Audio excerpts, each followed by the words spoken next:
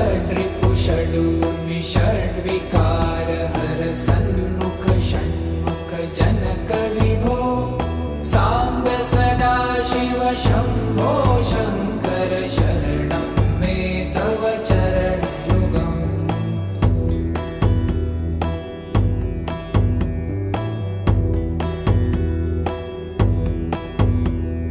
सत्यं ज्ञानमनन्तं ब्रह्मेति लक्षणलक्षितभो